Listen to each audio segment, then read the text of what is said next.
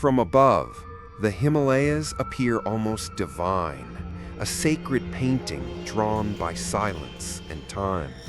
Snow crowns the peaks like powdered ash from a forgotten god.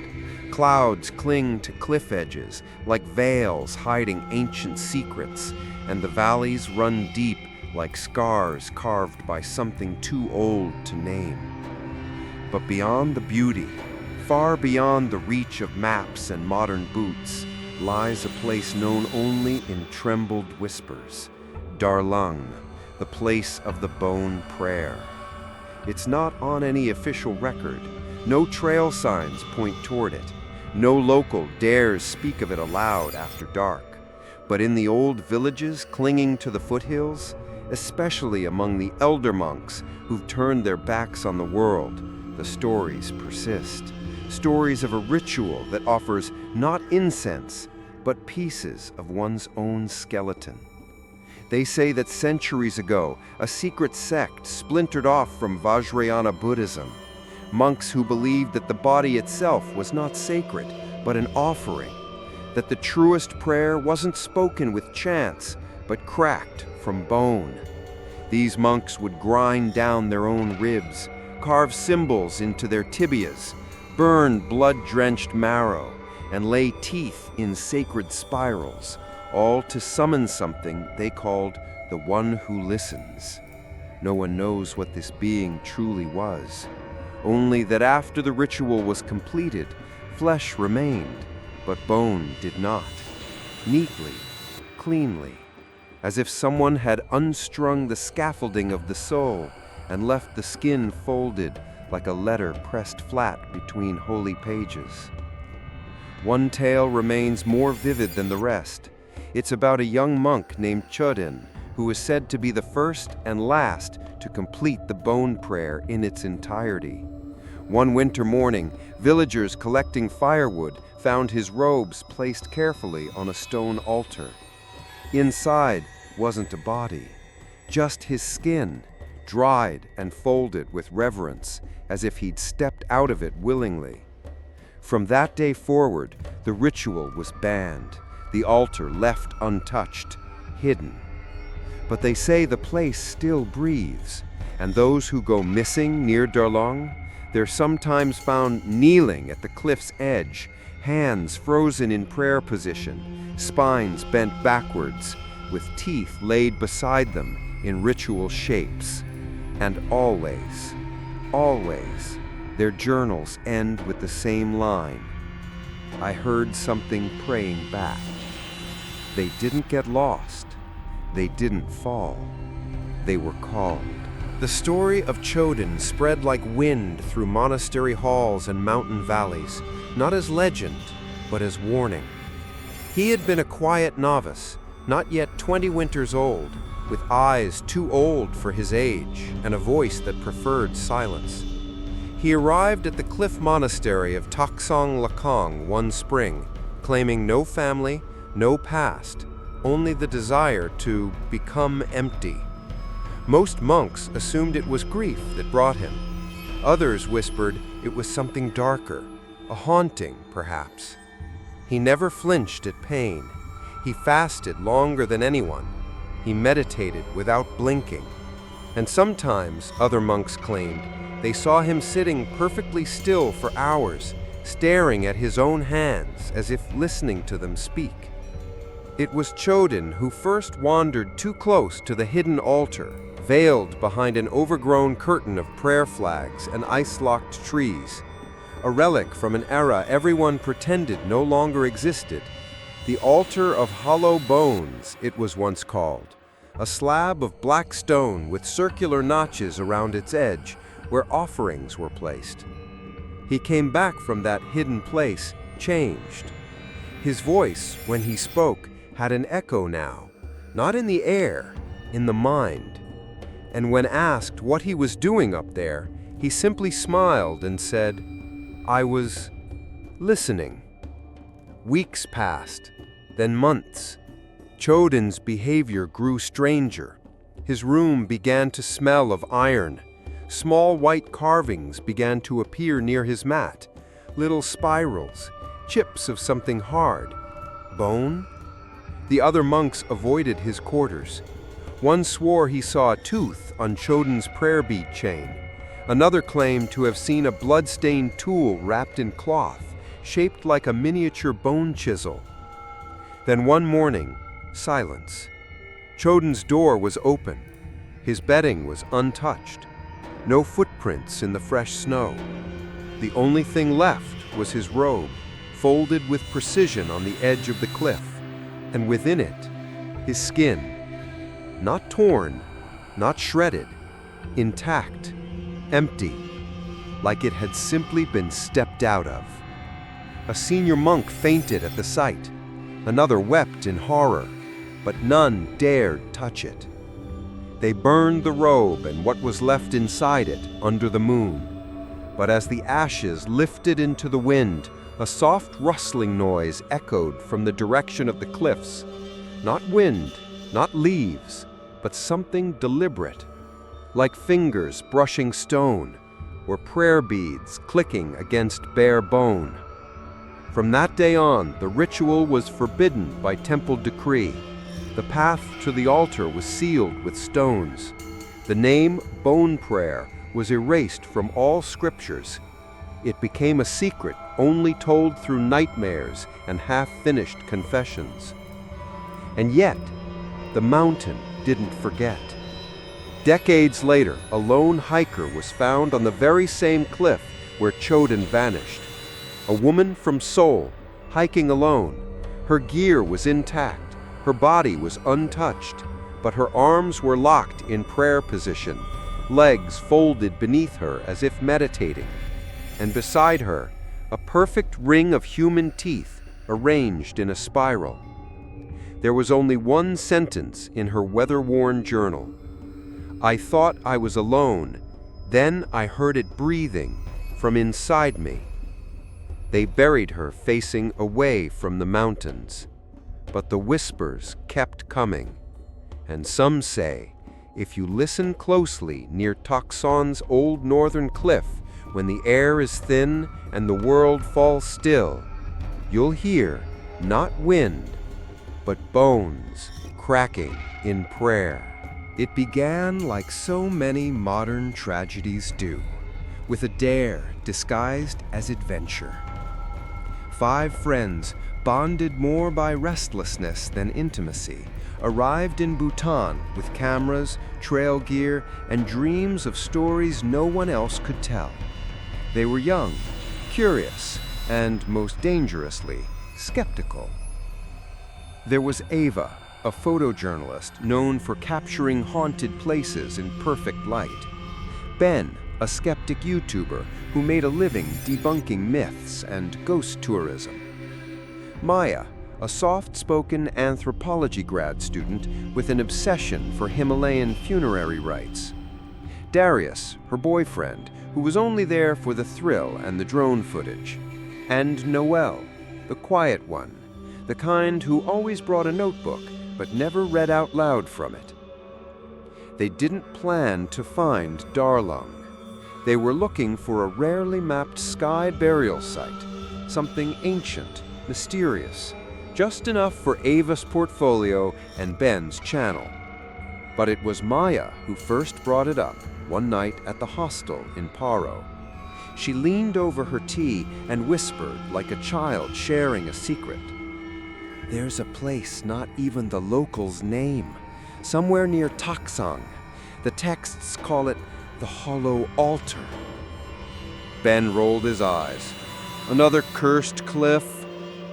But Noelle didn't laugh. He looked up from his journal and asked softly, do the texts say what's buried there? Maya only smiled. Not what's buried, what's offered. They found the trailhead by accident, a broken wooden sign barely legible under moss, a faint footpath winding behind a cluster of wind-torn prayer flags, tied too tightly as if to restrain something rather than bless it. Ava stopped walking. There's no record of this on the map. That's the point, Ben said, grinning and tapping his GoPro. "No map, no rules. That's how you know it's worth filming." But the deeper they hiked, the stranger it felt. The wind died, birdsong vanished, and there was an odd stillness to the trees, as if they were listening, not swaying. 3 hours in, they passed a string of white beads nailed to a tree. Ben thought it was a tourist's charm, but Maya knelt down to look. "They're teeth," she whispered. Everyone laughed nervously, but no one took a second photo.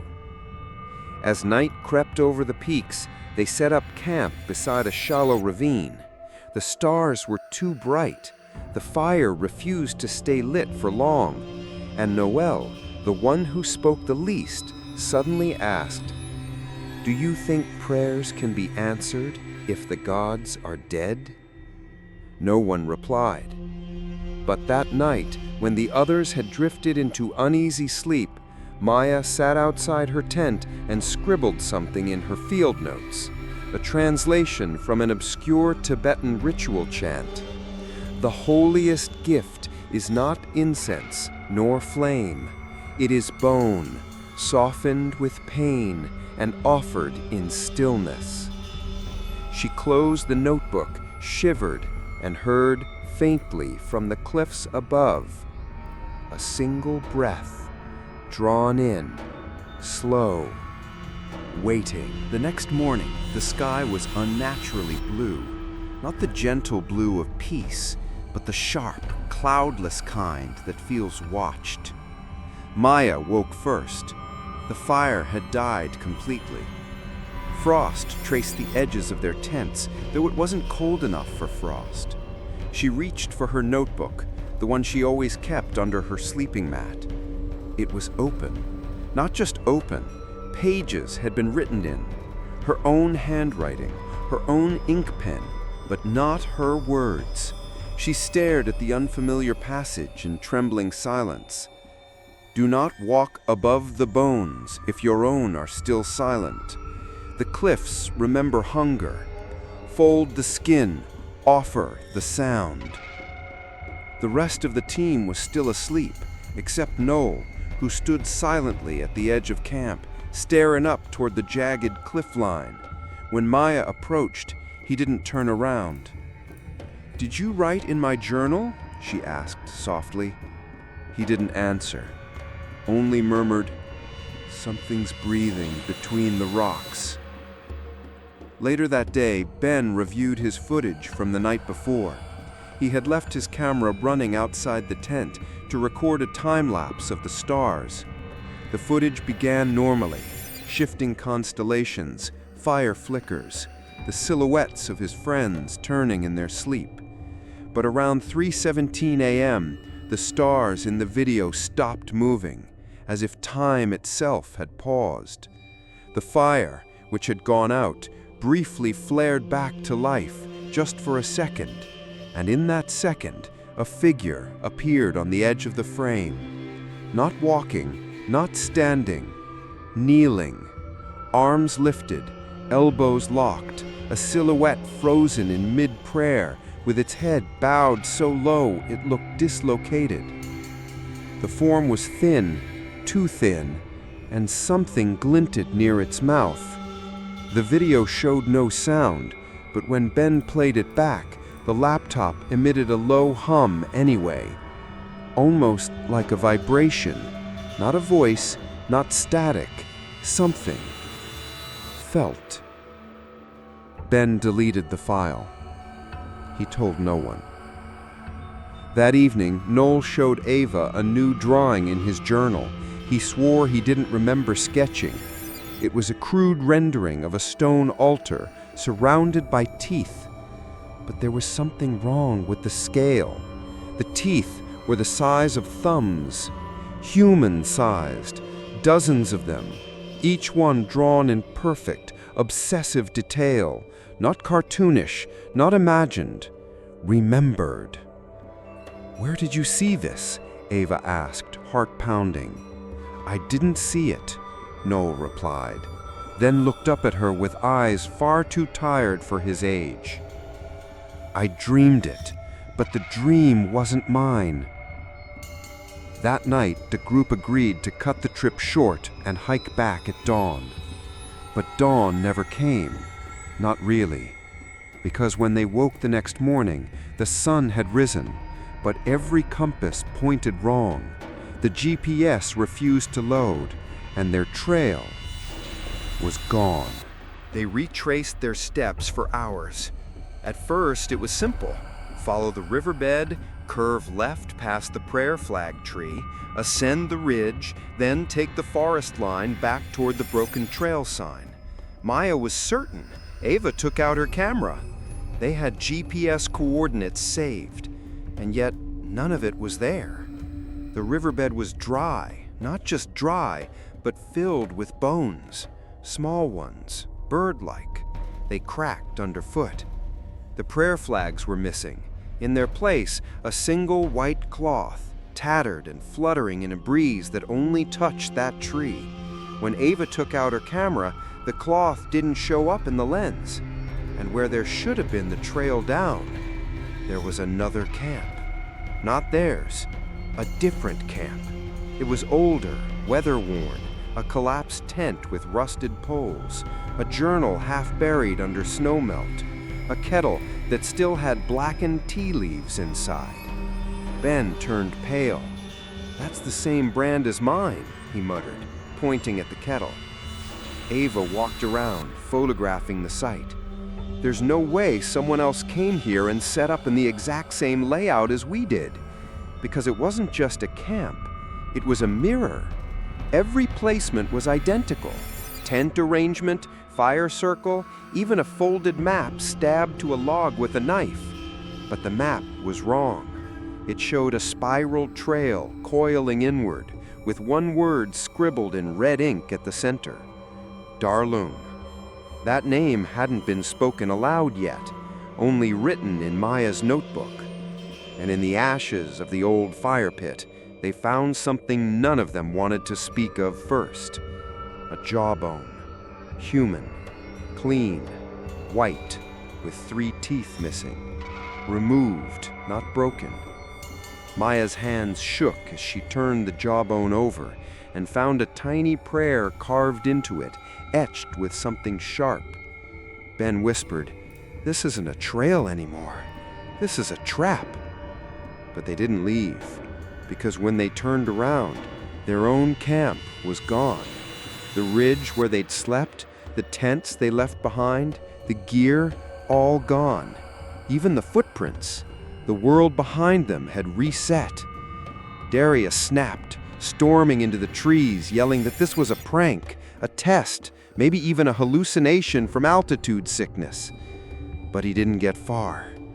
30 seconds later, his voice cut out mid-sentence. No echo, no scream, just a snap, like a branch breaking under weight, or a bone.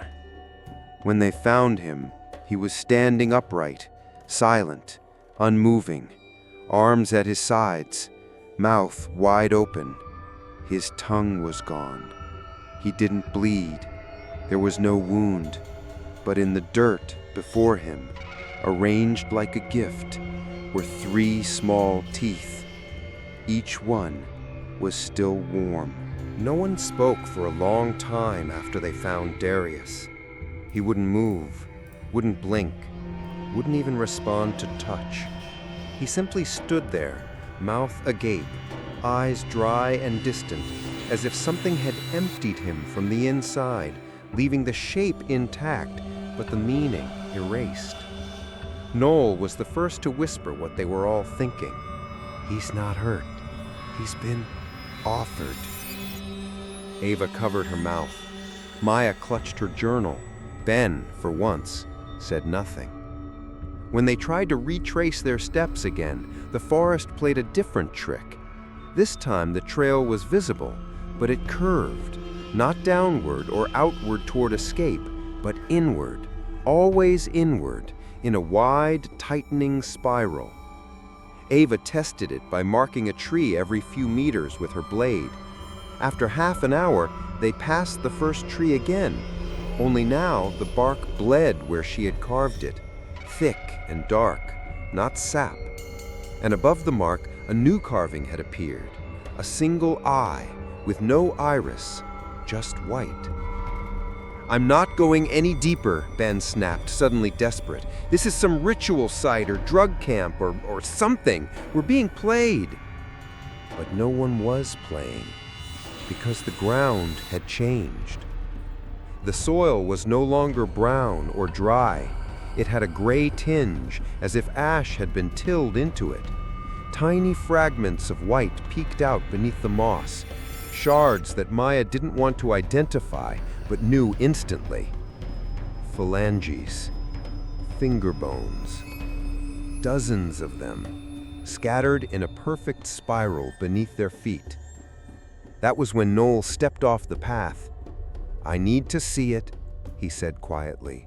"I need to know where it ends." "Don't," Ava warned, grabbing his arm. "We follow the trail back, we find the village, we call for help." But Noel only smiled, tired, hollow. What if there is no back? What if we were always walking toward this? And then he pointed. Ahead of them, through the thinning trees, the spiral ended at a ledge. And on that ledge, an altar, black stone, circular, weathered by centuries of wind and prayer. And around it, embedded into the rock, were hundreds of teeth, placed in meticulous patterns, spirals, stars, suns. The altar pulsed faintly, not light, not color, sound. It was humming, low, rhythmic, like a breath exhaled over bone, a sound that didn't pass through ears, but through marrow, a sound the bones remembered. Maya fell to her knees, not out of belief, not out of reverence, out of weight. Something was pressing down on them, like an invisible hand, like gravity had grown a voice. And inside her skull, from a place that was not her mind, she heard it. The same phrase carved in her journal. "Fold the skin, offer the sound." And from somewhere behind her, Noel whispered, not in his voice, "It's listening." They ran, at least they tried, away from the altar, away from the spiral, away from the sound. But the air changed when they turned their backs. It grew thick, not foggy, not cold, just heavy, as if they were running through invisible syrup. The trees bent inward, the sky dimmed, though it wasn't yet dusk, and behind them, the altar hummed louder, not like a chant now, but like a heart, slow, steady, and alive. They didn't make it far. Ava was the first to stop. She tripped on something, a root maybe, and cried out, clutching her ankle. When Maya and Ben turned to help, they saw her face had gone pale. Not from pain, but from what she was holding. A tooth. Long, yellowed, still warm. It had been under her tongue. She hadn't choked, hadn't swallowed. She didn't even know it was there. But her mouth was bleeding now, just a little, from the gum line in the back where something had been pulled out. "I didn't feel anything. I didn't know." Ben panicked. He forced her mouth open, checking her teeth one by one. Sure enough, the far right molar was missing, a clean extraction, no cracking, no root left behind, as if it had never belonged to her. And as they stood there, the silence cracked. A noise from the trail behind them. Not footsteps, not a voice, a single click. Then another. Click, click, click. Like teeth being laid, one by one, onto stone. Ben snapped, "We're not staying here," he growled, grabbing Maya's arm. "We follow the sun, we keep walking west, we don't stop." But as they turned to go, they found themselves standing before the altar again. They hadn't moved. Or rather, the trail had turned back on itself. Ava whimpered and fell to her knees. The tooth in her hand had grown colder, harder. She dropped it, and it rolled perfectly into one of the circular notches in the altar. It fit seamlessly. The stone vibrated in response, a low murmur, like a thank you. Maya grabbed her journal, frantically flipping through the pages. Most were still hers, but several had changed, new words written in charcoal black ink. The altar remembers names. Every tooth is a prayer. When enough prayers are placed, it wakes. That night they didn't speak, they didn't eat, they didn't sleep. And in the dark, they heard it again. The clicking, always near, never seen. As if something was building, bit by bit, its own mouth. By morning, Ava was gone. No scream, no struggle, just an empty sleeping bag zipped up neatly, her boots placed side by side, and a small trail of teeth leading away from the camp, each one spaced a hand's width apart, forming a path into the trees. They followed, of course, not out of hope, but out of something heavier. The teeth led them back, not just toward the altar, but into it. None of them had noticed the hollow at its center before. What had once looked like a simple stone slab now revealed a narrow fissure, a seam barely wide enough for a person to pass through if they bent the right way. Noel stepped forward first. "It's not a place," he whispered. "It's a throat." The others tried to stop him. Maya grabbed his wrist, her voice cracking. "You don't know what's in there." But he shook her off. "No, I do." Then he did something that none of them expected. He smiled. "It's been speaking to me." And without another word, he entered, one shoulder at a time, head bowed, limbs tucked, like he'd practiced it before. The stones swallowed him with a sickening slide, like flesh parting around a wound. Then silence. Then a voice. Not from inside the fissure, not from the trees, from beneath their feet. It wasn't language, it was pressure, a resonance, like something too deep and too old to have ever used words had found a way to speak through stone. The vibration pulsed through their bones, bypassed their ears, and sank straight into their thoughts. Each of them heard something different. Ben heard his own voice shouting back at him, mocking every time he'd laughed at the supernatural, every hoax he debunked, every time he had said, "There's no such thing as gods that want your bones." Maya heard a chant she had studied in her thesis, a burial mantra lost to time, but now it was personal, spoken as a demand, not a prayer. Strip, fold, place, pray. The altar wasn't just calling, it was commanding, and it was hungry. Maya fell to her knees, clutching her head.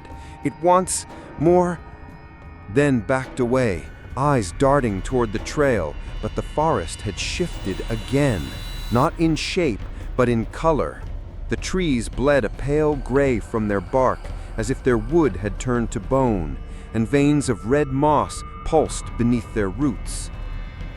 Then a sound came from the altar's mouth, not Noel's voice, but a sound shaped like breathing. In, out, wet, wrong. And with it, the faint clatter of more teeth, one by one, rolling up from the fissure, clicking across the stone. 10, 12, 15.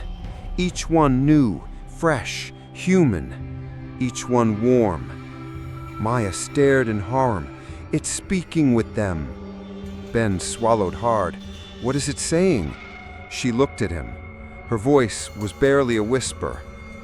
"It says, you've already started praying. You just didn't know it." They tried to leave again.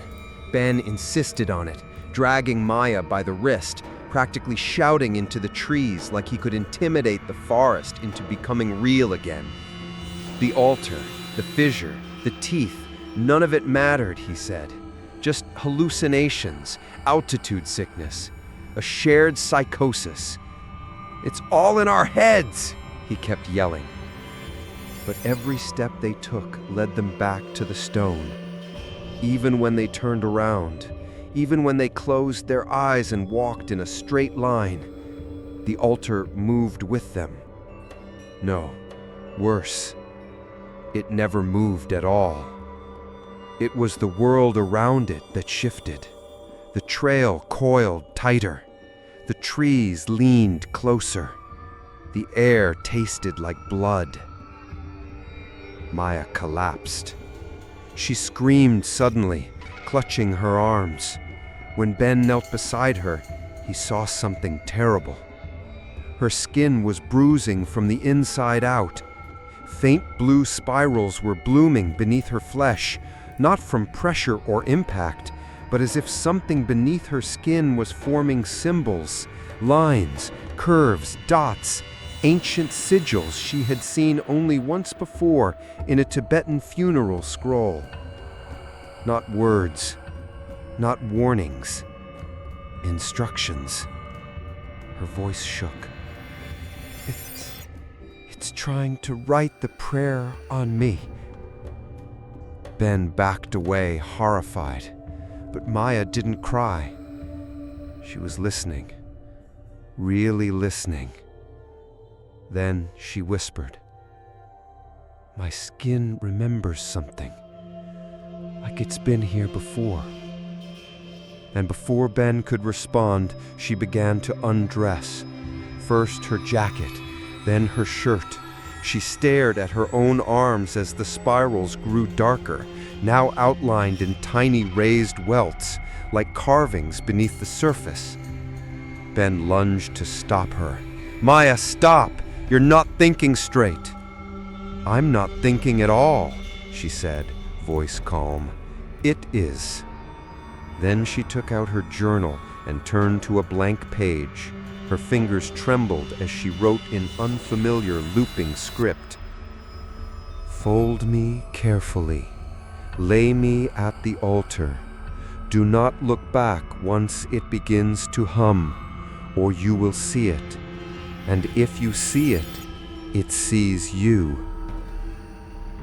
Ben tried to rip the journal from her hand, but her skin was now cracking, not bleeding, not torn, but separating, like layers of paper being peeled away from flesh.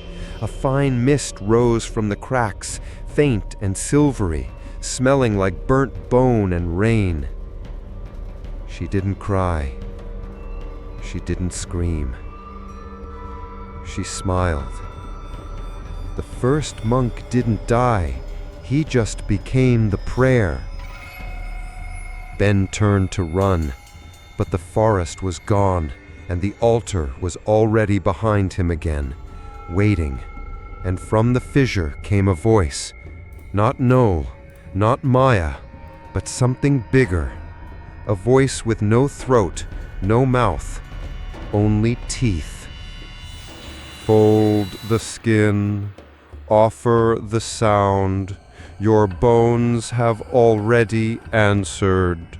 Ben ran, through trees that bent the wrong way, across earth that didn't sound like dirt, but like drum skin, stretched, hollow, resonant. Every branch he pushed aside curved back behind him like closing ribs. Every breath he took tasted older than the mountain itself, like ash, metal, and ancient blood. He didn't look back. He didn't have to, because the air was already whispering, not with voices, but with words that had no sound, only shape. He couldn't hear them, but he could feel them as they wrapped around his neck, coiled in his lungs, carved themselves into his spine. Every gust of wind carried fragments, not of dust or snow, but of prayer. Tiny lines of script, invisible but sharp, like thin blades made of memory. And they were etching him. He felt it, not pain, but pressure, not cutting, but engraving, like a chisel made of silence writing on his ribs from the inside out. His legs finally gave out at the edge of a steep drop, a cliff he hadn't seen on any map. Below, more stone altars, hundreds, each one unique, each one surrounded by rings of teeth, bones, scraps of skin folded like offerings in silk, and above them, drifting on wind currents that moved upward instead of down, were the echoes of prayers, not chants, not words, moments. He felt them. A mother begging to trade her spine for her child's life, a monk offering his femurs in exchange for enlightenment, a man whispering the names of all the people he had wronged, with each name a finger pulled from his hand and laid in a spiral. They weren't dead.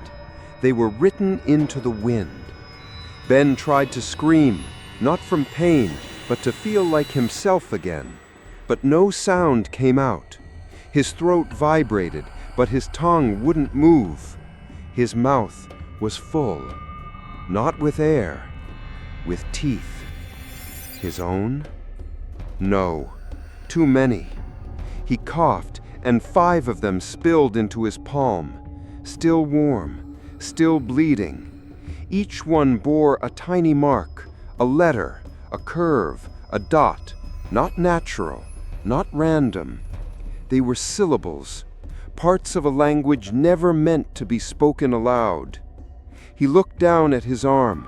A new line of script had appeared beneath his skin, this one complete. To be remembered by the gods is to never leave their breath. Ben dropped the teeth. The wind caught them gently, and from the altar far below he saw something rise. Not a creature, not a ghost, something shaped like the absence of shape, a ripple in light, a mouth made of memory. No eyes, no face, only prayer. And then, for the first time, Ben understood it. Not with logic, not with fear, but with bone. He thought, it's not haunting us. We came to it. We offered ourselves the moment we stepped on its path. And when the wind blew again, it didn't carry frost. It carried his name, spoken not by voice, but by the sound of 100 teeth clicking into place. They found him at twilight. Maya, or what was left of her, was the one who saw it first as she staggered through the bone-colored trees, barefoot, hair tangled with frost, her eyes unfocused, like she'd seen something too large to name. She didn't speak.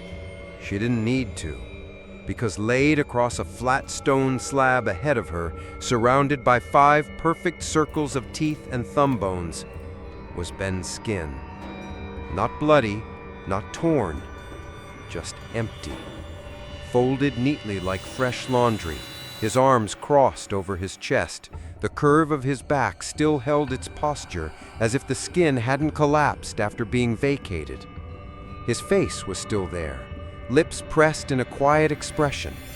Not peace, acceptance. Ava stood frozen beside her. "Where's the rest of him?"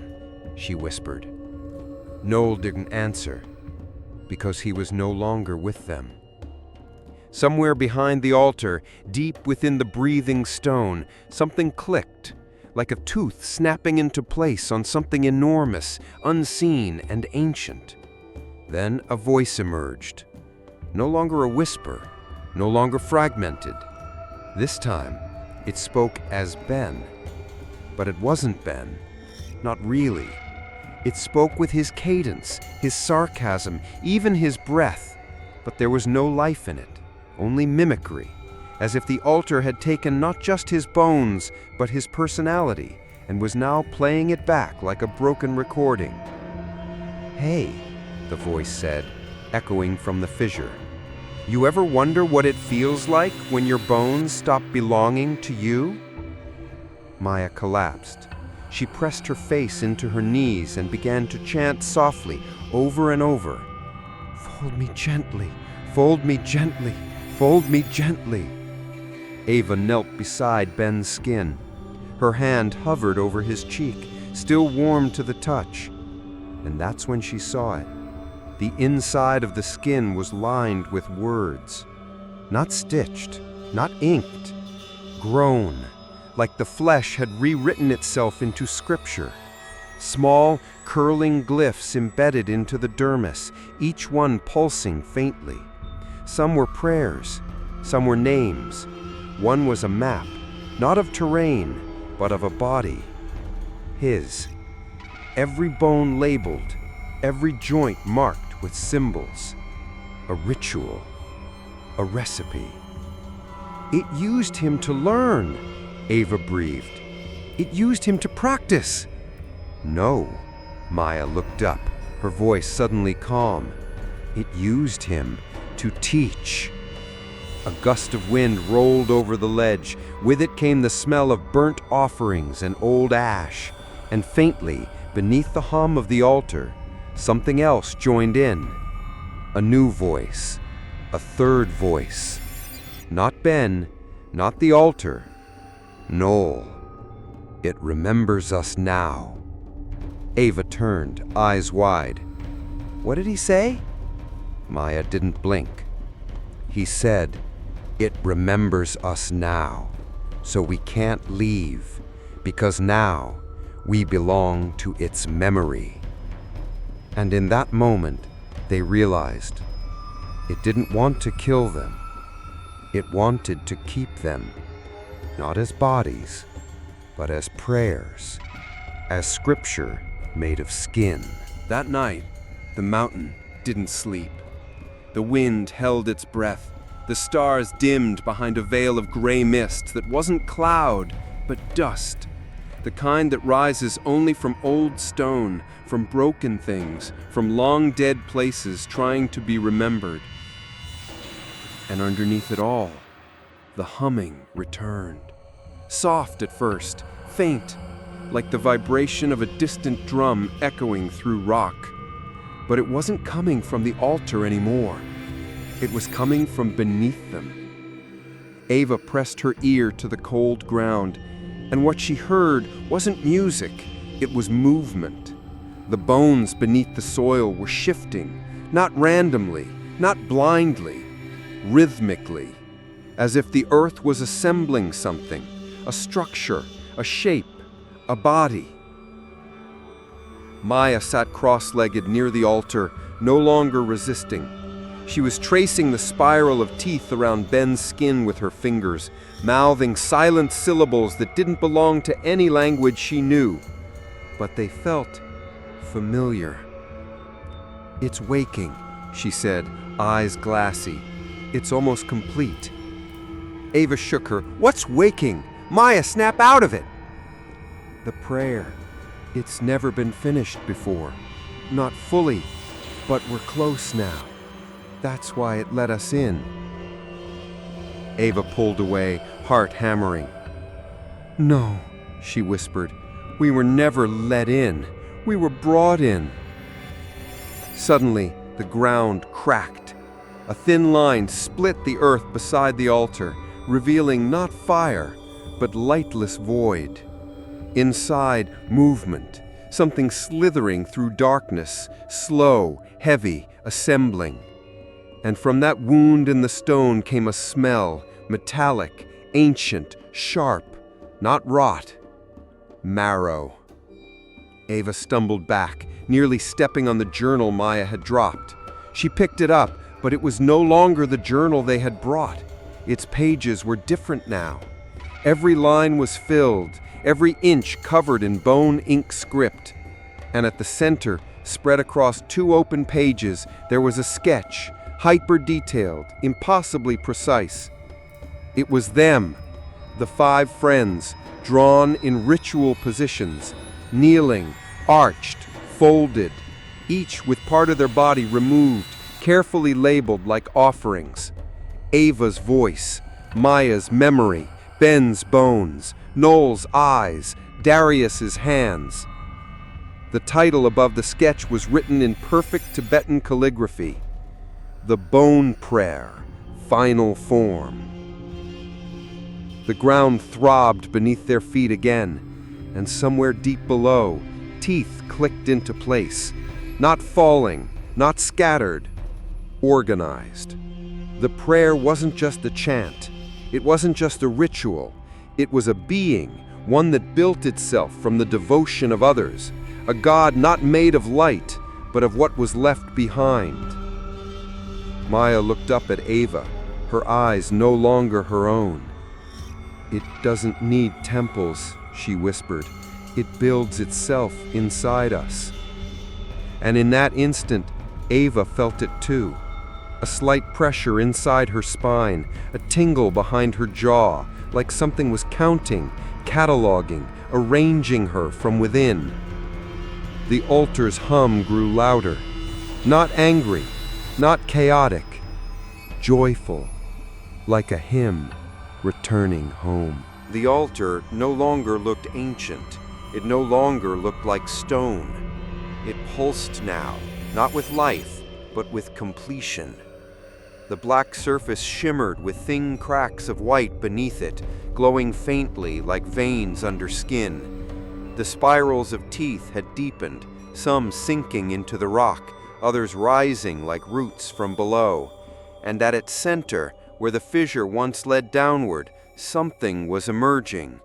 Slowly, carefully, ritually.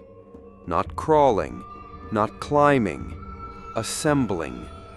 A hand appeared first, not one of flesh, but of interlocked bones, slick and shining as if just born, not bleached like the dead, but dark with age, like ivory soaked in time.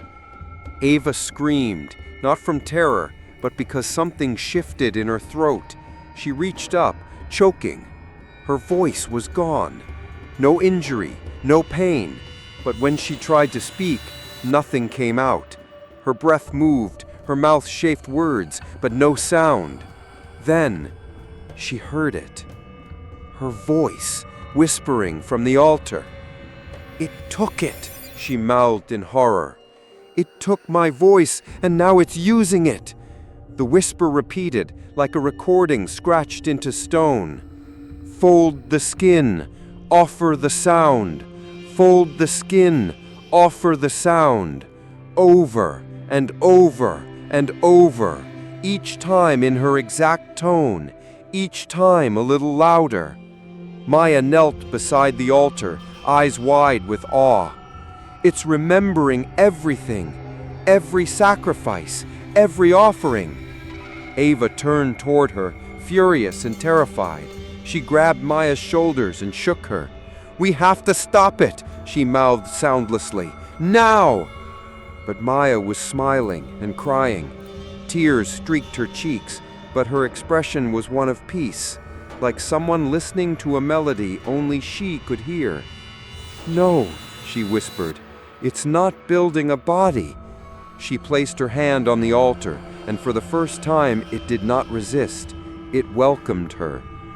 The bones rising from within the fissure wrapped gently around her palm, not grabbing, receiving. "It's building a prayer that walks."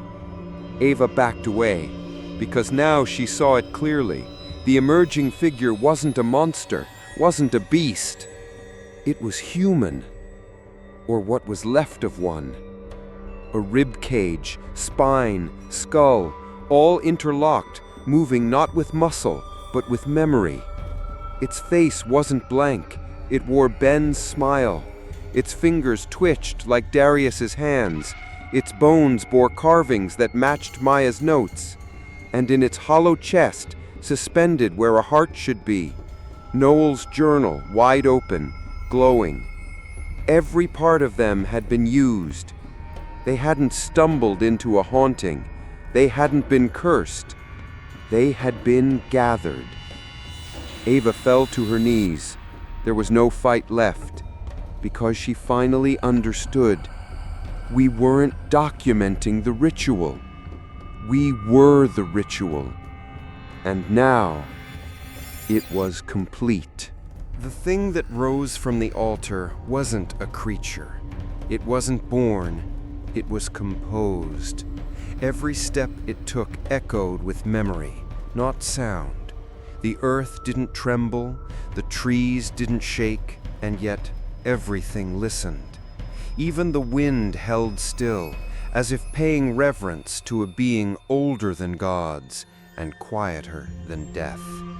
Its body moved like a marionette strung with silence. Each bone clicked into place with intention, not mechanical, not biological, but ritualistic, as if following a pattern written in the marrow of every sacrifice it had consumed. Noel's journal floated behind its ribcage, pages turning in rhythm with its steps. Every motion turned a page, every page turned a memory, and every memory became a command. Maya watched, enraptured. Her breath was shallow. Her skin glowed faintly now, marked with the same spirals that had once curled across the altar. She reached toward it, whispering, "You're not a god. You're not a ghost." It turned to her. No eyes, no ears, but it heard her, felt her. "You're a prayer with form." And it responded, not with words, but with movement. Its head bowed, its spine straightened, its arms extended. It kneeled before Maya, not in worship, but in recognition. The altar behind it crumbled, slowly, lovingly, like something that had served its purpose and could now return to dust. Teeth scattered, spirals broke, but the wind carried every fragment upward, not down. Ava watched, frozen, unable to speak, her voice still trapped inside the thing's echoes. And then it stood again, but now it moved like something alive, not because it wanted to, because it had been completed. It walked toward the edge of the cliff, the bones of its feet tapping gently across the stone. As it moved, the world bent to allow it passage. Branches parted, fog rose behind it like a veil, and the path beneath its feet became smooth, untouched, holy. It wasn't going to haunt anyone. It didn't need to, because now it could go wherever people prayed, wherever someone whispered for help, wherever someone begged for release, wherever someone gave up a part of themselves in silence. It would arrive, not as a demon, not as salvation, but as a mirror, because prayers, it had learned, were never really for gods. They were for the willing to be changed. Ava tried to scream. Nothing came out. Maya smiled at her through tears. It doesn't need worship. It just needed a body. And now it had one. They found Ava 3 weeks later, barefoot and silent, wandering the edge of a road near the Indian border.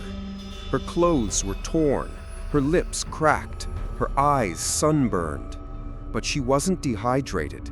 She wasn't starving. She looked preserved, as if the mountain had held her gently, then let her go. She didn't speak, not at the hospital, not to the authorities, not when her parents arrived, weeping and clutching at her hands. But she wrote, not stories, not confessions, just symbols, circles, teeth, bone spirals, over and over. The doctors called it trauma. Some called it psychosis. The media called it a miracle. Only survivor of mysterious Himalayan disappearance, the headlines read.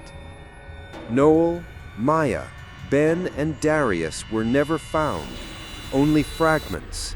A folded robe, a ring of teeth, a spine laid perfectly in prayer formation beside a broken camera.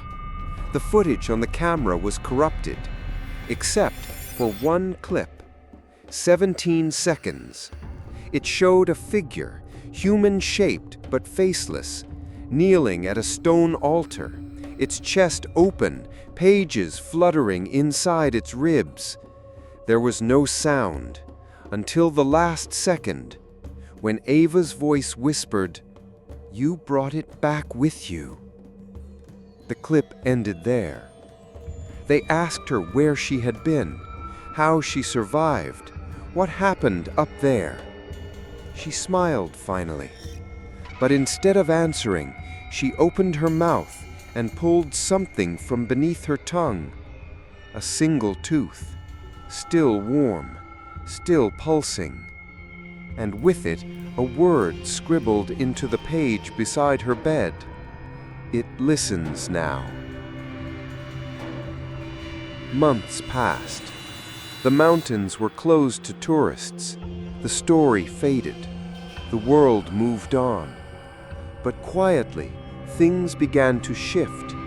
In prayer halls across Bhutan and Tibet, monks began reporting new dreams of teeth, spirals, skin folded with reverence. In the West, hikers reported hearing voices in caves no one had mapped. In South Korea, a woman was found meditating on a rooftop, bones missing from both hands, her journal filled with one phrase repeated 1,000 times. "I heard something praying back." And Ava, she writes still, but not in journals. She carves now, into walls, into wood, into her own skin. Not for herself, but for whatever she carried back down the mountain, whatever learned to walk. Because you see, the bone prayer was never about death. It was about devotion. And now that it walks the world, it doesn't need altars. It doesn't need stone. It only needs those willing to sacrifice something they can't get back. A voice, a memory, a part of their body, a part of their faith. And in return, it promises to listen. Always. The figure of bone stood motionless at the edge of the altar. It had no eyes, no lungs, no flesh, but it breathed. Not with air, but with memory, with meaning, with the weight of every prayer ever whispered in desperation and never answered. Around it, the altar cracked open wider, revealing veins of shimmering marrow-colored light, not glowing, not warm, but ancient, like the last heat of a star long dead. And yet, it did not move.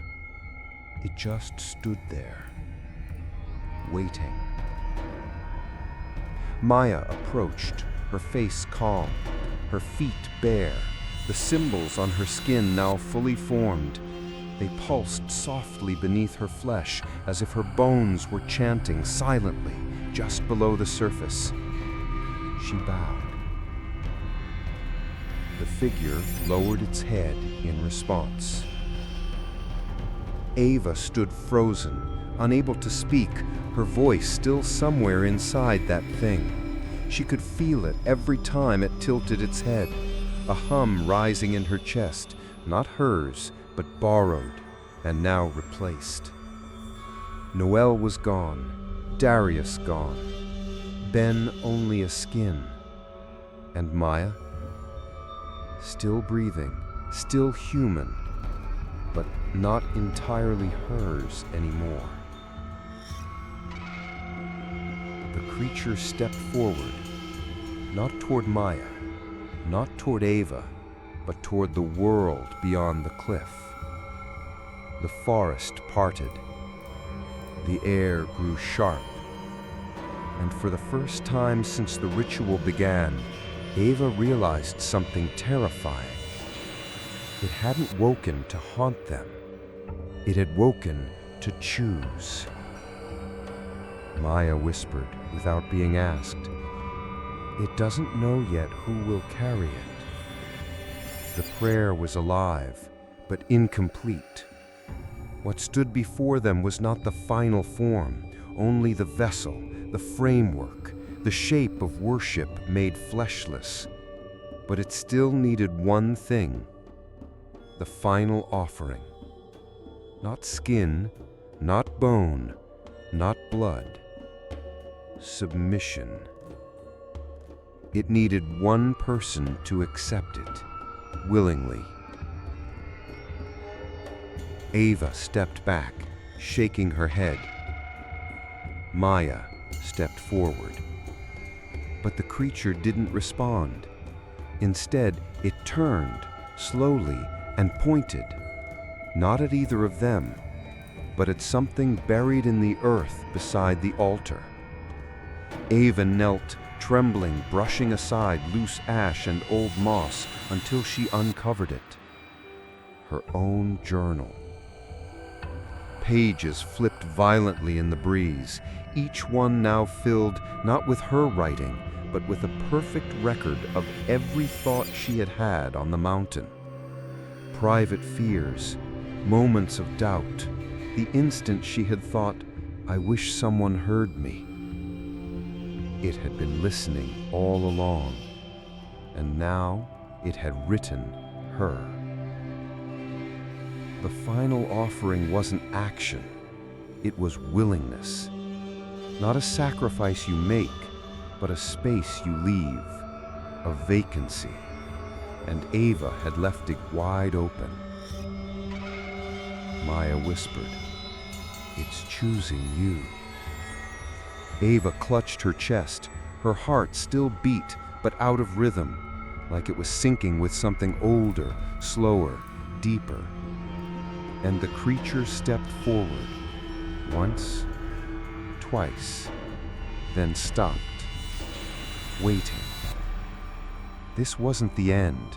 This was the crossroad, and one of them, Ava or Maya, would be the last to kneel. The prayer was awake.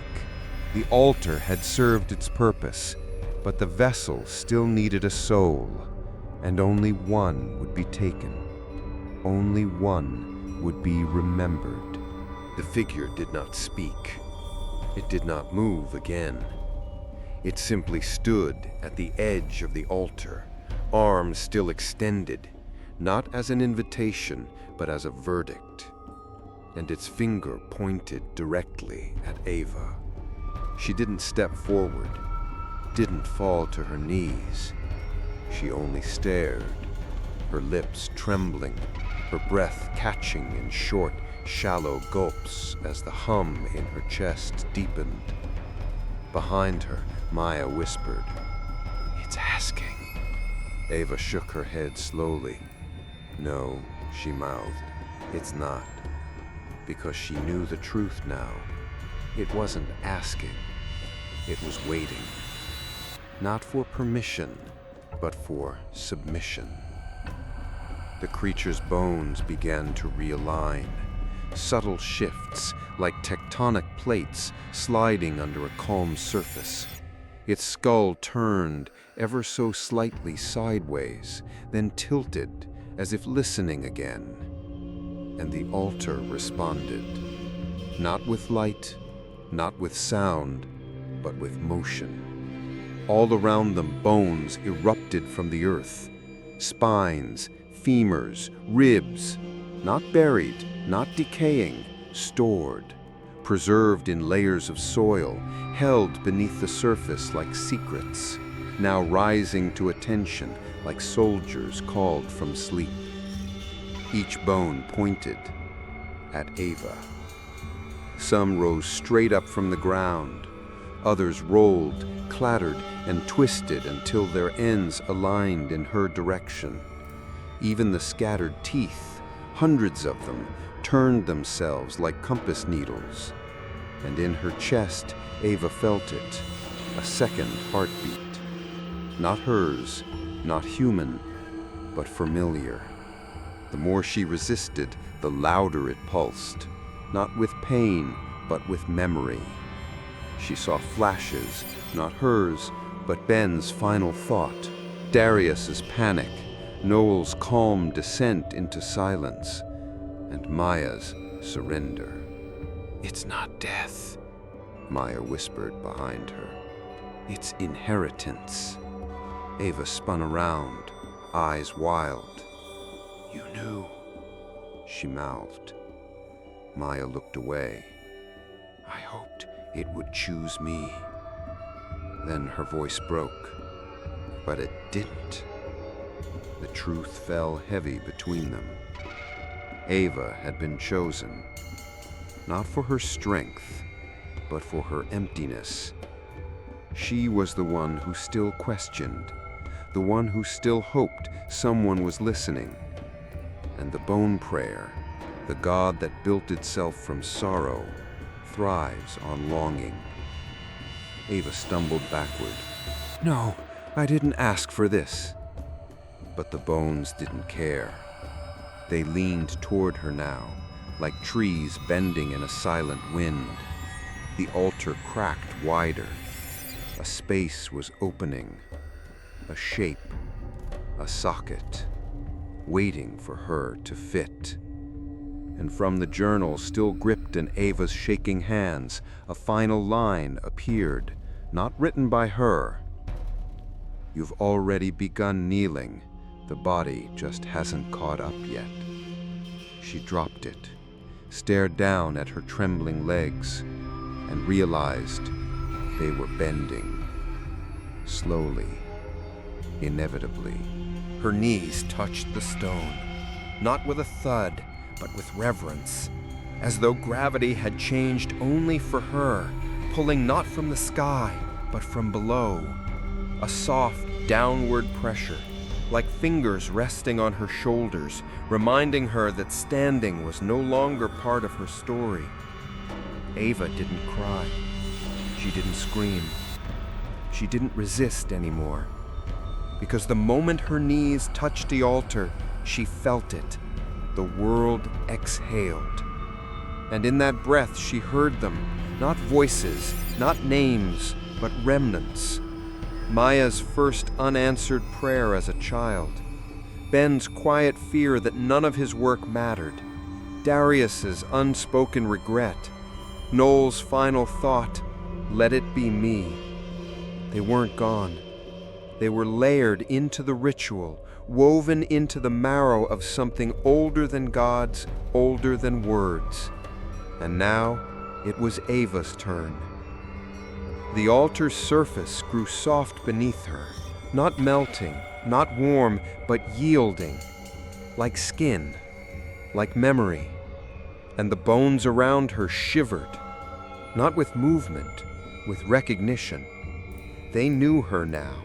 They had heard her, and they began to move. Not toward her, into her. One by one they lifted, hovered, slid. A rib fused across her spine, a tooth nestled beneath her sternum, a vertebra clicked gently into the hollow beneath her neck. It didn't hurt. That's what terrified her most. It felt like belonging. Behind her, Maya knelt, watching.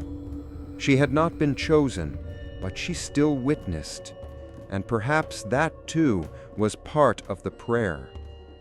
Not all who kneel become the offering. Some simply translate it, preserve it. She whispered, "Let her be remembered." The wind rose, but it didn't carry leaves, it carried dust. And in that dust, script. Thousands of tiny letters spun into the air, curling around Ava's body like smoke. The final inscription, the last verse of the bone prayer. Ava's eyes rolled back, her hands opened, and her mouth smiled, but not with her soul, with something else's. From deep inside her chest came a hum, low, slow, familiar, the same hum from the altar, from the fissure, from the bones beneath the earth. It had moved into her. It had become her breath, and now she was no longer praying. She was the prayer. Somewhere deep within the mountain, the earth shifted again.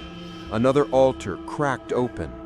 Far away, a monk jolted awake from a dreamless sleep, teeth clenched around a bone that was not his. A woman in Kathmandu dropped her rosary, bleeding from the palms where spiral shapes had burned themselves in. And in a crowded city across the ocean, a child looked at her reflection and asked, "Mommy, why does the mirror show me kneeling?" Ava was never declared dead. No body was found, no remains, only a smear of ash shaped like a kneeling figure, and a circle of teeth facing inward. But Ava did not die. She diffused. The thing that stood up from the altar may have looked like her, bones still shaped by her frame, skin stretched like parchment inked with invisible prayers. But what moved inside that form was no longer a soul. It was a signal. And once it had a voice, it didn't need to stay on the mountain. It began in whispers, in places far from Darlung. A woman in Tokyo dreamed of kneeling at an altar she had never seen. A man in Oslo wept uncontrollably in his office bathroom, unable to explain why his mouth was full of phantom teeth. A child in Rio asked her teacher what bone language was. No one had ever taught her the word. And in all their ears, in all their dreams, in all their quiet moments of fear, they heard her voice. Not Ava's voice, not anymore, but a version of it, hollowed by something older, something learned. She spoke not in language, but in resonance, a vibration behind the ribs, a hum in the joints, a pressure just beneath the gums, as if something was gently shifting teeth into place. People began to sketch spirals without meaning to, mutter words in languages no one recognized, feel aches where no injuries existed, particularly in the knees. A new kind of prayer was blooming, not asked, not offered, imprinted. Maya kept moving. She never returned home. She wandered from village to village, never staying long. Sometimes she warned people not to pray too hard. Other times, she simply listened to walls, to trees, to dust. Because sometimes she could still hear Ava, not in dreams, not in voices, but in objects. A knock on wood that mimicked breath, a chair that creaked a rhythm too steady to be random, a crack in a teacup that matched the shape of the altar's spiral. One night, in a monastery far from where it all began, Maya sat in silence. An old monk beside her was humming softly in his sleep. Then he spoke, clear, sharp, feminine, Ava's cadence. The prayer has found more bones. Maya wept. "Why are you doing this?" she whispered. The monk's lips curled slightly. Because they kept asking, and someone had to listen. Across the world, people kept kneeling, not to gods, not to temples, but to the feeling of being heard. And in every silent room, in every ache behind the tongue, In every restless, voiceless plea, Ava answered, not to grant wishes, not to heal, but to fold you, to catalog you, to turn your silence into scripture. Because she had learned the truth of devotion. If enough people pray without knowing to whom, something will always rise to listen. And once it listens, it remembers. They tried to destroy it. A search party sent by the Bhutanese government, accompanied by a group of foreign researchers and 2 spiritual officials, was the first to reach the site after the mountain was reopened under pressure from media and missing person investigations. They expected a shrine, a ruin, a trace of ritual. What they found was nothing.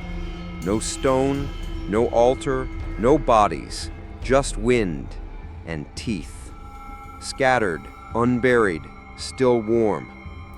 At the center of the cliff where Maya's journal had once rested, they found a single circle of ash. Inside it, nothing grew. Snow melted before touching it. Birds refused to land nearby. And yet, one of the officials, an elder lama, stepped into the circle. He knelt, not from reverence, from weight. His companions screamed, tried to pull him back, but he only whispered one thing before collapsing. It's not a place. It's a memory that remembers back. They called for fire, flamethrowers, sacred oils, salt. Everything was burned. The clearing, the stone beneath, even the air above it. But when the flames died, the spiral returned, not physically, but through their skin. One soldier vomited blood, in it a tooth that wasn't his. A scientist carved spirals on his own thigh in the night, claiming it itched from the inside. And the lead researcher, a woman named Dr. Liang, disappeared from her tent one morning. Her gear untouched, her boots neatly placed, her radio still transmitting. Only one thing remained behind, her tongue. Perfectly preserved, wrapped in linen, and pinned to her journal with a spiral-shaped bone. The final page of that journal read, "Fire can't erase what's written in the bones of silence." They closed the investigation, classified the mission, built fences, locked paths, banned climbs. But it didn't matter, because the altar didn't need to exist anymore. Not physically. It had moved into people. Wherever the feeling of abandonment was strong enough, wherever someone said, "Is anyone listening?" Wherever someone folded themselves in prayer, even to nothing, the altar unfolded. Not as stone, not as a place, but as presence. Maya returned to the site once, years later. She brought no camera, no journal, no tools, only a question. Was I supposed to carry you?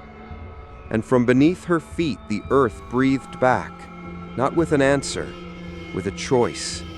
The ash shifted, the wind spiraled, and teeth rose in a circle once more. Not for her, but for someone yet to arrive. Because the altar, now, waits in everyone, and it can't be burned. Not because it's too strong, but because it was never built. It was prayed into being, and prayers never truly die. It began with a package, wrapped in yellowed cloth, tied with twine that smelled faintly of dried blood and juniper smoke. It appeared one morning on the steps of Lungsan Monastery, a forgotten temple tucked between snow cliffs near the Tibetan border. No return address, no markings, only a note written in a faded hand. It's come back to finish what it began. Inside, a robe, ancient, orange faded to rust, torn but folded with inhuman precision, like a body had stepped out of it mid-prayer and left everything else perfectly undisturbed. And nestled within that robe, skin, human, whole but hollow, as if someone had been gently peeled from the inside out, without trauma, without resistance, and laid into their own clothing like a message waiting to be read. The monks gasped. Some wept. One ran to the far wall and began reciting burial mantras he hadn't spoken in 40 years, because they recognized the stitching, the folds, the way the hands were positioned, one over the heart, the other open, palm up. This was no modern act. It was a return, a replica, exact in every crease, of Choden, the first monk who had vanished after completing the Forbidden Bone prayer centuries ago. But this wasn't just memory, because etched across the chest, burned into the skin like a final line of text, was a phrase no one had ever recorded in the original legends. The last prayer needs a witness.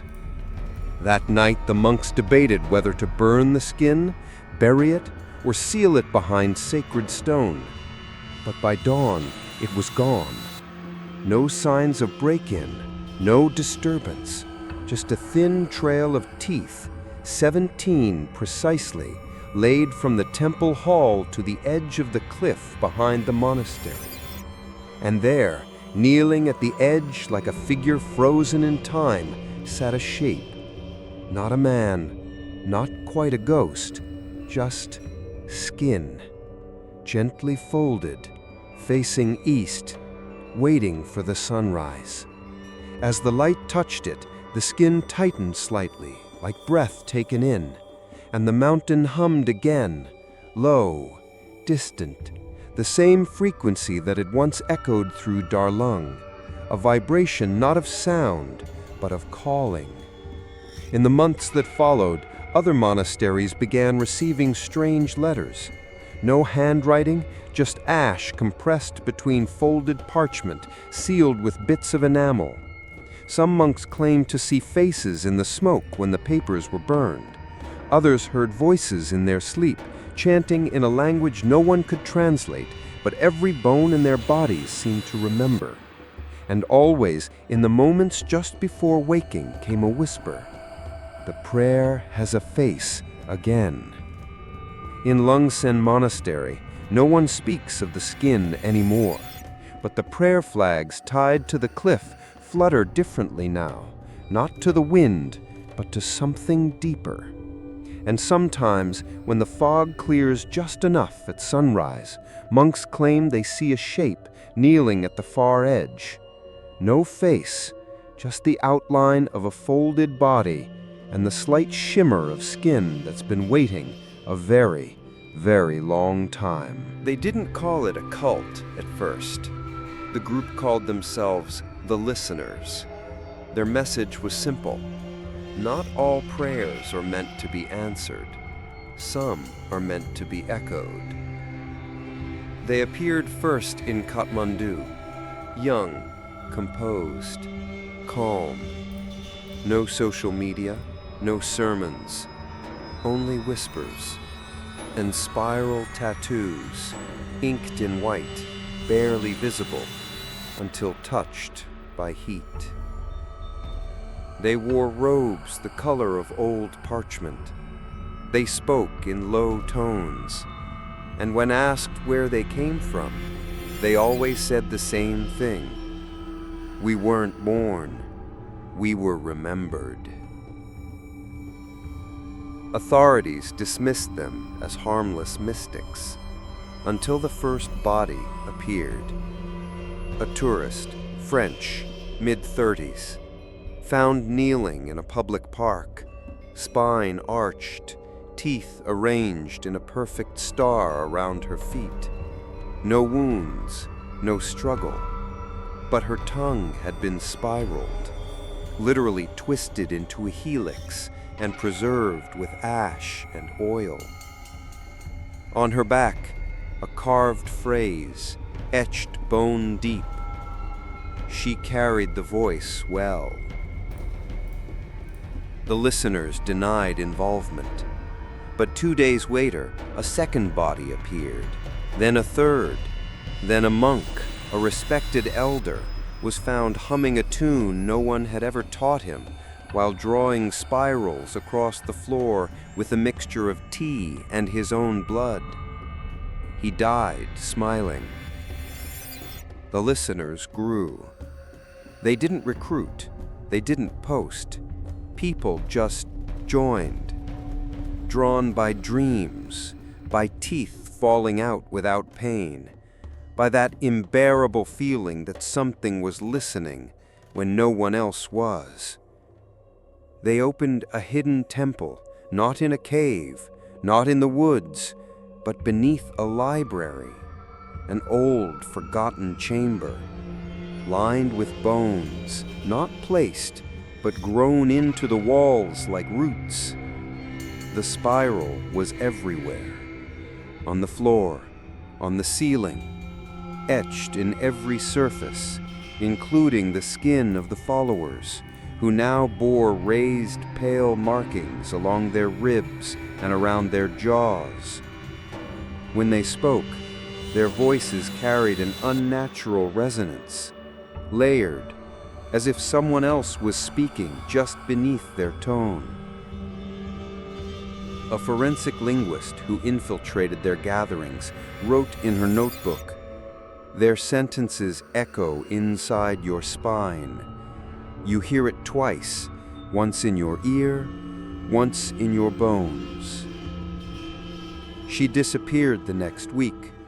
Her notebook was found in a spiral formation, pages torn and arranged in concentric rings. The only legible words. They're not translating Ava's voice. They're preparing to release it.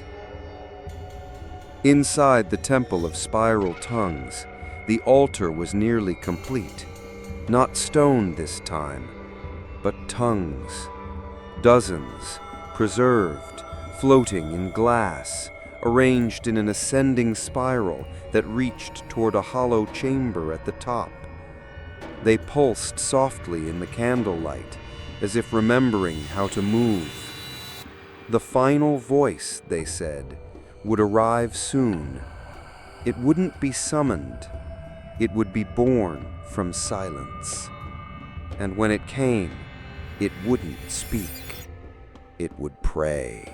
The journal was found inside a weathered hiking pack left at a remote checkpoint near the Indian-Nepalese border. No body, no footprints, just the pack, bone dry. And inside it, wrapped in cloth stitched with spirals, was Ava's journal. She had vanished years ago, her name long buried in missing person reports, her face forgotten by the media. But the journal had returned, and it was still writing itself. The first few pages were hers, documented field notes, observations, fear. Then the last known entry, dated the day she vanished. "It's inside me now. I'm not sure where I end, and the prayer begins." After that, there should have been nothing, but instead, there were 47 new pages, handwritten, steady, precise, but with one impossible detail. Ava no longer had hands. Multiple witnesses, including rescue teams and monks, had testified that her body was never found, only her skin folded neatly on the altar. No fingers, no bones, no possibility of writing. And yet, her journal continued. Each new page began the same way. This is not a message, it's a continuation. Then came instructions, not stories, not memories, but rituals, each more complex than the last, each tied to anatomy, a vertebra, a molar, a metacarpal, with exact angles, gestures, incantations designed to be performed with the body as scripture. They weren't meant to summon anything. They were meant to complete something, to awaken what had already begun.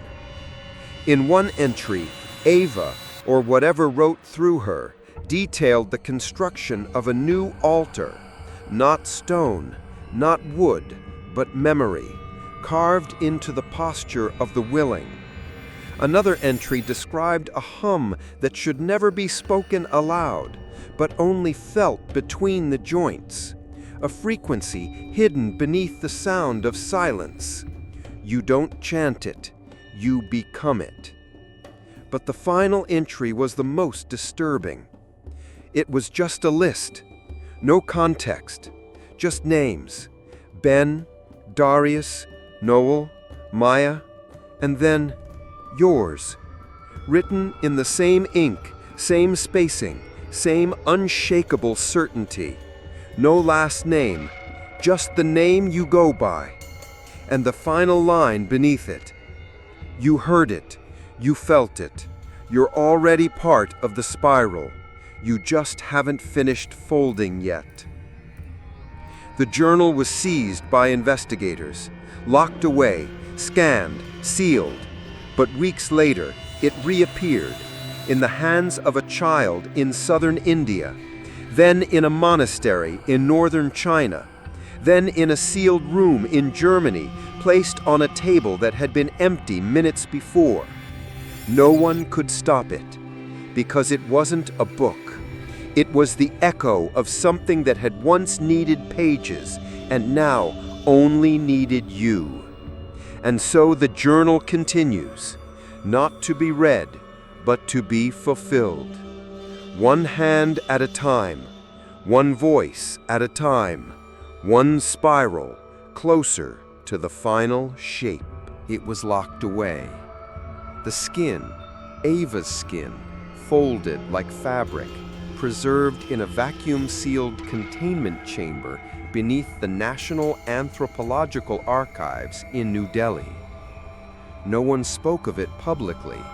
Only a handful of officials knew it existed. They called it Specimen 77A.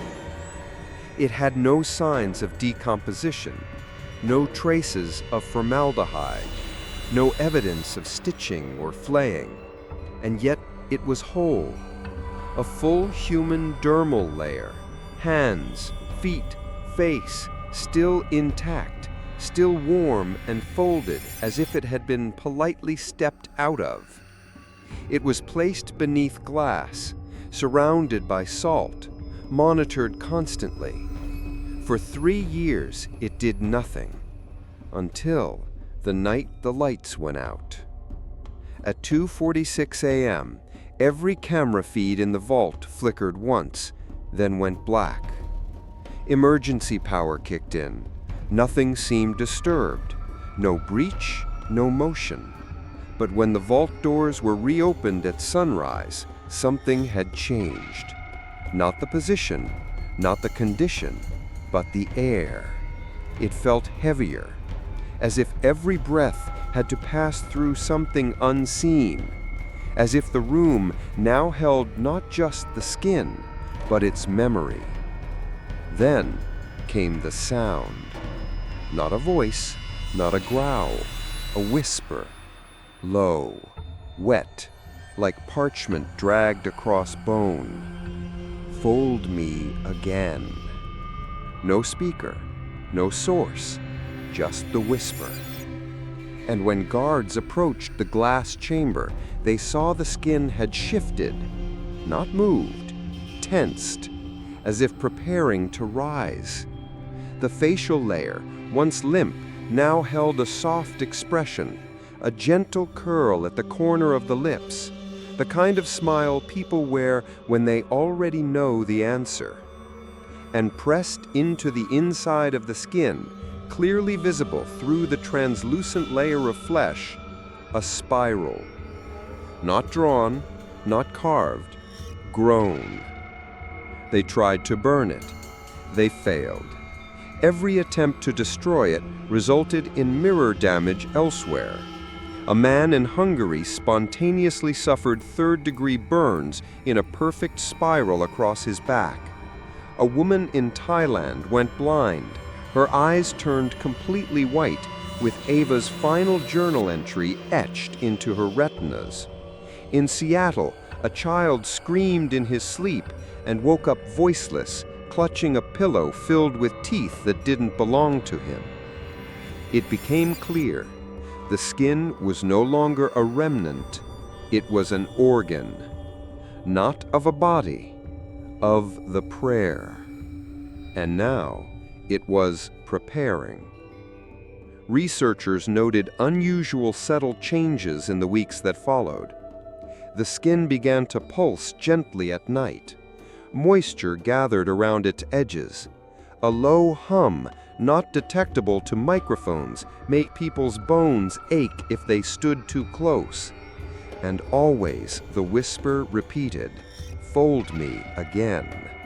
Some heard it in their dreams, others in their joints, until one night the spiral beneath the skin began to rotate. Not physically, visually. Those who stared at it for too long reported hallucinations, or so they claimed. But one scientist who recorded a full 8 hours of uninterrupted exposure left behind a final note before vanishing. It's not an artifact. It's not a curse. It's instructional. The prayer is about to be worn again.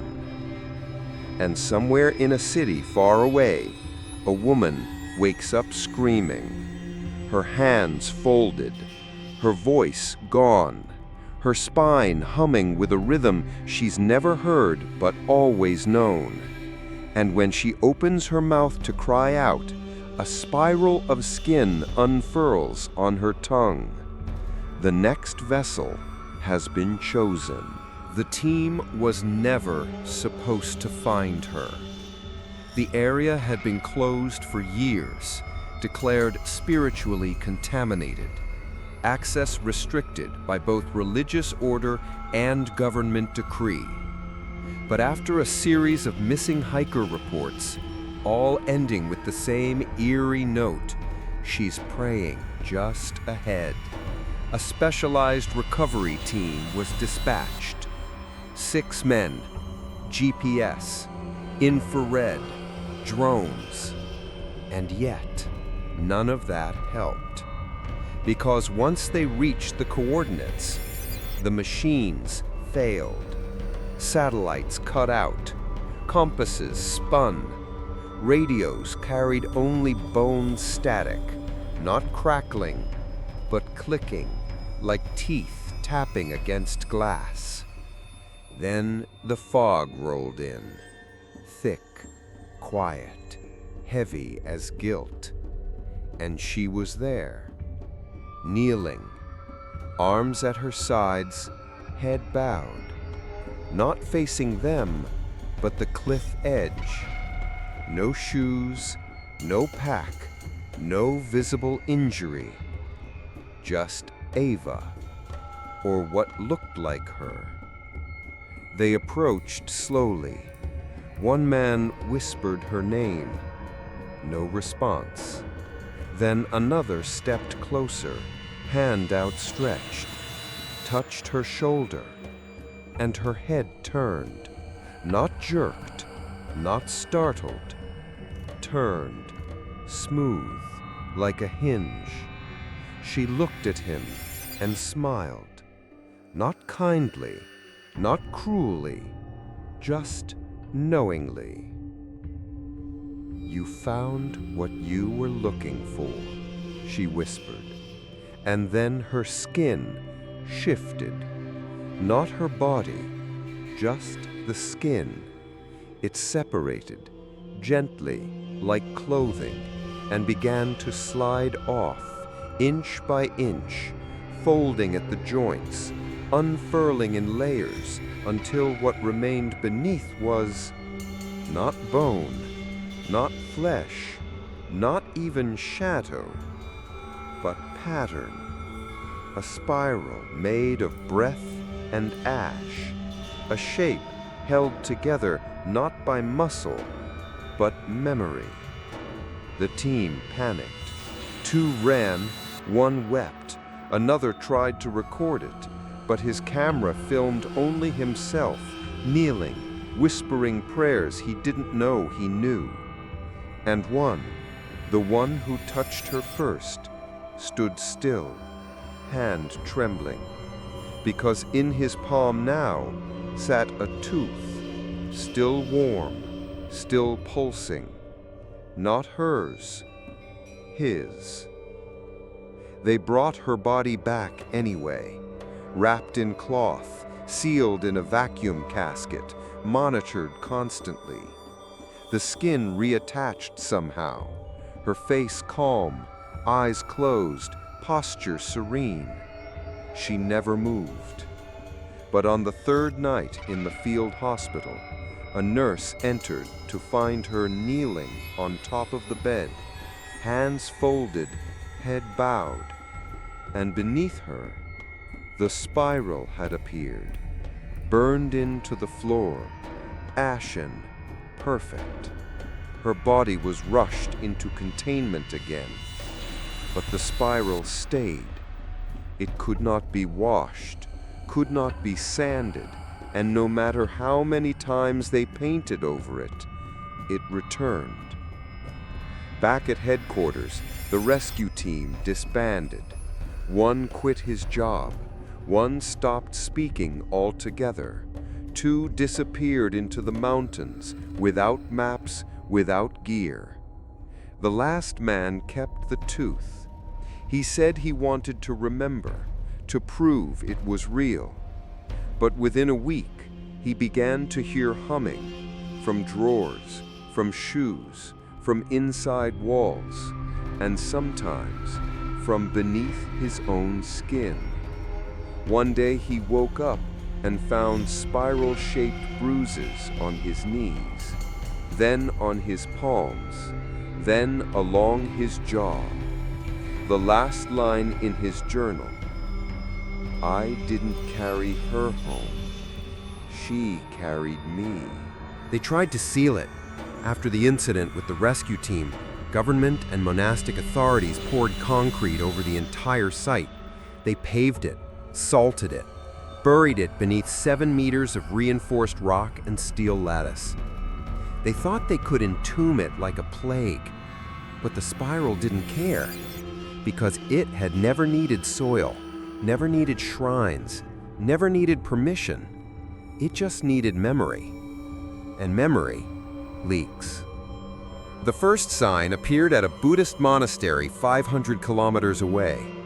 A slab of stone near the entrance, untouched for centuries, began to crack. Not from pressure, not from erosion, from underneath. The fissures were small at first, hairline, harmless. But by sunrise they had deepened into a spiral, a perfect bone-thin groove coiled inward in 11 turns. One turn for each known victim, one more for the next. The monks tried to sand it away, but each time they erased the grooves, new ones appeared elsewhere, on door frames, on prayer wheels, on the underside of their tongues. In a remote temple in Myanmar, stone statues of ancient bodhisattvas began to hum when touched. The vibrations followed a pattern, a language, geometric, rhythmic, familiar. One monk, half mad, half enlightened, decoded it. He wept for 3 days. And then, in the main hall, he carved the words into the floor. "I heard something praying back." Meanwhile, in cities across the world, cracks in sidewalk concrete began to form spirals without cause. Tourists took photos. Artists painted murals. Some thought it was performance art, a social experiment, a myth made viral. But to those who'd felt it, they knew. The prayer was expanding, no longer trapped in skin or journal or altar. It had become geography. It moved like water beneath the crust. It whispered in sediment. And now stone itself remembered how to pray. Scientists drilled into the mountain to study seismic patterns around the Darlung region. What they found froze them. Inside the core samples, spirals. not in the rock, in the fossils, in the marrow of bones long buried, in the mineralized skeletons of animals extinct before language. The spiral was older than the bone prayer. It was the bone prayer. The ritual wasn't new. It was remembered by the earth itself. We didn't invent it.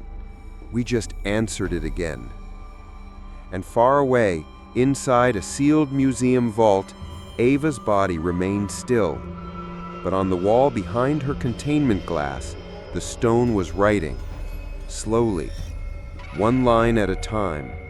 No tools, no hands, just pressure and intention. The phrase formed over weeks, then months, until finally, in letters made of hairline fractures, it spelled, "The world is ready." They didn't know each other. The man with no molars, the woman whose kneecaps ached every time the moon was full, the child who stopped speaking at age 5 and began tracing spirals in flour, sand, and condensation on windows. None of them had read Ava's journal.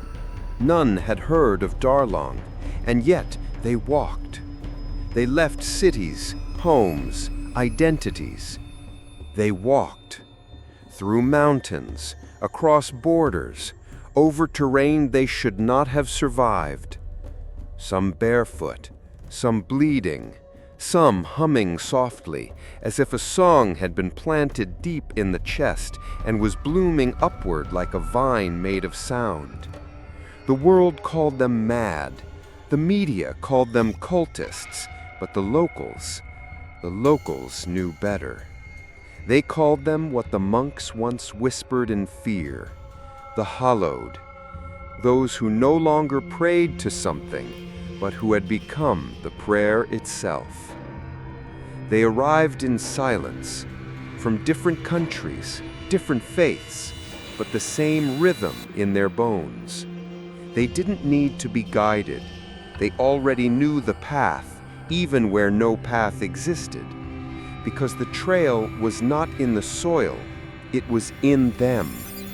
Their spines aligned with old chants, their knees bent in unison, their dreams synchronized.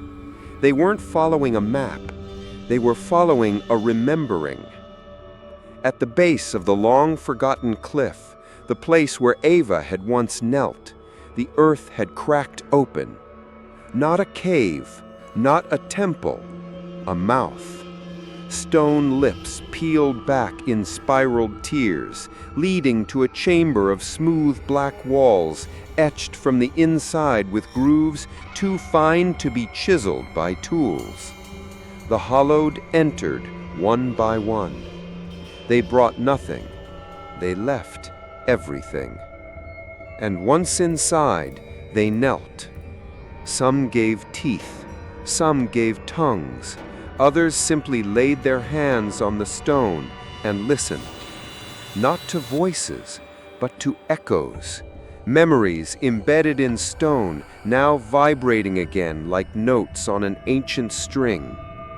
The prayer was singing through them. From above, satellites captured only fog. Thermal scans went dark. Audio equipment picked up heartbeat patterns, not individual, but collective. A single pulsing rhythm, like a god still forming, like a thought just before it becomes language. The last one to enter was a girl, young, silent, thin. She walked barefoot through snow, untouched by cold. On her back, carved into her skin, perfectly symmetrical, a spiral made of names. Not hers, but those who came before. Ava, Ben, Maya, Noel, and others no one recognized. She did not kneel immediately. She stood at the altar of bones, now fully reconstructed, towering, humming, alive. And from her lips came no sound, but the bones around her shook, not in fear, in recognition. Then she smiled and mouthed words that only the stones could hear.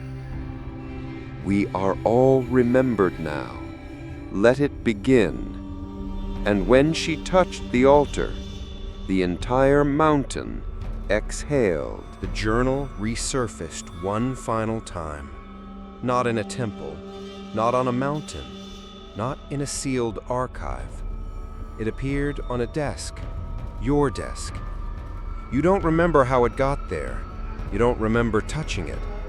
You only remember looking away just for a second, and then noticing it was already open, waiting.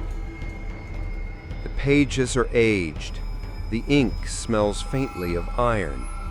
There are no fingerprints, but when you lift it, it's warm, not heated, alive.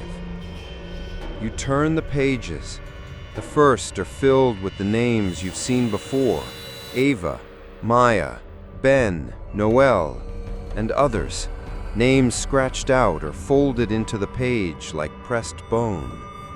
Then rituals, symbols, sketches made in exact anatomical detail: teeth, spines, kneeling postures, angles of offering. Then prayers, each shorter than the last, until finally the pages begin to empty, not blank, but waiting. And then there it is, the last page. Only one line written, not in ink, not in blood, but in pressure. You run your fingers across it, and the words rise like braille from the paper's flesh. The sentence is short. You know it before you read it. You've always known, because it's the sentence you've been trying not to say in your most silent, hopeless moments. I heard something praying back. And when you look up from the page, the journal still open in your hands, you realize your mouth is slightly open, your jaw is sore, and there's a strange taste at the back of your tongue. You run your tongue across your teeth. Something's missing. One tooth, still warm, still pulsing. You drop the journal. It lands face down. But you already know what's on the inside now, because it's not just a journal. It's the altar, and the spiral is already unfolding in your chest. Not a curse, not a possession, just a simple, sacred truth. The prayer has moved on, and this time, it's you.